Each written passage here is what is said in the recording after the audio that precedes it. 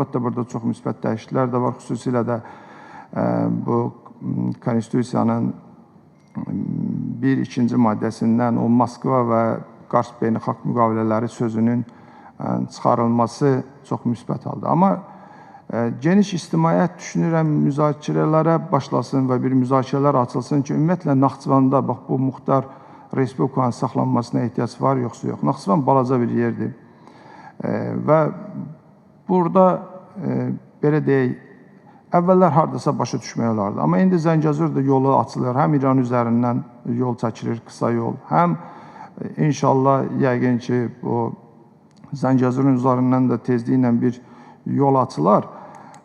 Orada muxtar, bizim konstitusiyaya görə də Naxçıvan həm də unitar bir dövlətdir. Bu baxımdan orada muxtariyyatın ləğvi məsələsi barədə düşünmək lazımdır. Əksinə Naxçıvana bu günləri doğrudan da iş yerləri, yeni məmurlar üçün iş yerlərinin açılması ilə həll olunmamalıdır. Qüdrət müəllim, siz bu məsələni dəfələrlə qaldırmışsınız, bilirəm. Əvvəla bu gün Naxçıvan muxtariyyəti müzakirə predmeti deyil. Məsələnin birinci tərəfi. 1992-ci ildə siz hakimiyyətdə olanda bu məsələni qaldırdınız. Nə baş verdi? Xaos, Naxçıvanda Allah üzü bizə baxdı ki, Heydər Əliyev orada gəldi, Naxçıvan Muxtar Respublikası Ali Məclisin sədri oldu. Olmasaydı nə olacaqdı? Və o Naxçıvan Muxtar Respublikasının muxtar statusu məhz Heydər Əliyevin ustalığı sahəsində Naxçıvanın ərazisinin itirilməsinin qarşısını aldı. Təsəvvür edin, bir dənə Sədərək rayonu Ermənistanla, İranla və az bir sahədə Türkiyə ilə həmsərhəd. Biz bu muxtariyyəti ləğv eləyək, bu əraziləri ataq, kimlərin avuşuna ataq? Bu, mən başa düşürəm, deputat dediyi sözə görə məsuliyyət daşımır, amma gəlin biraz məsuliyyətli olaq, xahiş edirəm.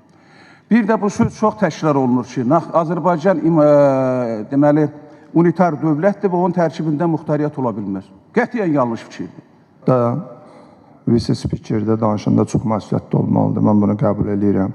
Zamanında mən bu parlamentdə çıxış edib deyəndə ki, bizim Naxçıvanda Azərbaycan Respublikasının konstitusiyasında təsbit olunmuş hakimiyyətlərin bölgüsü prinsipi öz həllini tapmayıb. Ziyafət müəllim çox uğurla burada onun əksini sübut eləməyə çalışırdı. Stenoqramlar var, Ziyafət müəllim çıxışları da bunu xatırlaya bilər.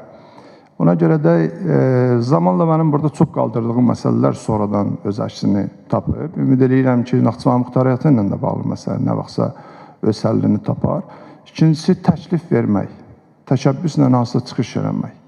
Bu nə vaxtdan qəbahət hesab olunub? Mən dedim ki, ictimai müzakirələr açılsın. Cəmaət qəbul edəcək, xalqımız qəbul edəcək, eləməyəcək də.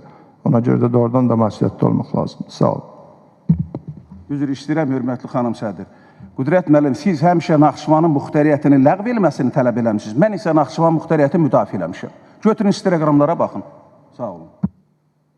Mən də həmkarlarımın o fikrinə qoşulub söyləyirəm ki, əgər 2021-ci ilin 15 iyununda tarixi əhəmiyyətli Şuşa bəyannaməsi imzalandıqdan sonra və bizim Türkiyə ilə münasibətlərimiz artıq strateji müttəfiqlik və hərbi müttəfiqlik səviyyəsinə yüksəldikdən sonra doğrudan da Moskva və Qars müqavilələrinin istinadın mənası itir və onların elə konstitusiya qanununda adlarının da çıxarılması tam məntiqidir. Burada Naxçıvan Muxtar Respublikasının statusundan söhbət getdi. Əlbəttə, status hələlik qalmalıdır. Hər şeyi zaman həll eləyir. Zaman gələndə zaman öz sözünü deyir. Amma nəzərə alsaq ki, hələ biz bir qonşumuz o tərəf, bir qonşumuz bu tərəf və necə yaşayırıq, hələlik bunları elə bilirəm ki, mən çox da geniş açmaq istəmirəm və ehtiyac da yoxdur. Hələlik elə bilirəm ki, Naxçıvan Muxtar Respublikasının statusu yerindədir və yerində də yəqin ki, cəzətə qalacaq. Nə vaxt zaman tələb eləyər, o vaxt zaman özü məsələləri həll eləyər.